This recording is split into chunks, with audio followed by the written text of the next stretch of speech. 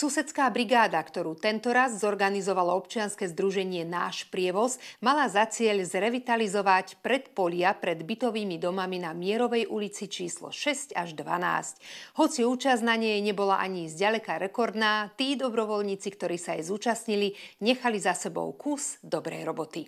Susedia v prievoze spojili sily, aby skrášlili svoje okolie. Predpolia na Mierovej ulici dostali vďaka tomu novú a krajšiu podobu.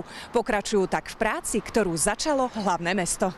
Postaralo sa o to občianske združenie Náš prievoz, ktoré zorganizovalo susedskú brigádu a plynulo tak pokračuje v projekte hlavného mesta. Akoby nadväzujeme už na projekt, ktorý sa uskutočnil v tej druhej časti Mierovej ulice.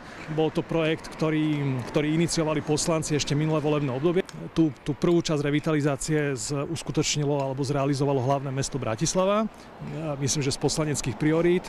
A keďže tá revitalizácia už ďalej nepokračovala, ale obyvatelia tejto časti Mierovej videli vlastne, že ako sa ten priestor skultúrnil, ako sa tam vrátil život, pribudli tam lavičky, ľudia si môžu posedieť, naozaj to vyzerá ako z iného sveta, tá druhá časť.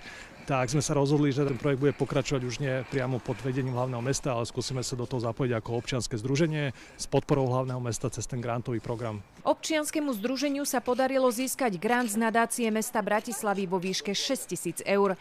Najväčšia časť nákladov putovala na nákup sklolaminátových kochlíkov, ktoré sú upevnené tak, aby nedošlo k ich odsudzeniu, ďalej na nákup substrátu a trvaliek. O samotnú prácu sa postarali dobrovoľníci. Dneska som si zobrala pod palec vysadenie kvetiniek do toho hrantu a vymalovanie hrantu. Ja som sa chytil maliarských prác, zatieram všetko, čo sa dá.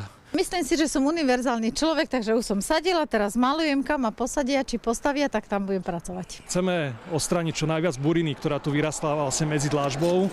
Potom sú tu také betonové nejaké základy, na ktoré postupne umiestňujeme kochlíky, do ktorých vlastne zasadíme trvalky a nejaké ozdobné trávy. Sú tu už aj kochlíky, o ktoré sa starajú obyvatelia týchto vchodov, tak tie vlastne akoby znovu použijeme a vysadíme, alebo teda zrealizujeme do nich novú výsadbu.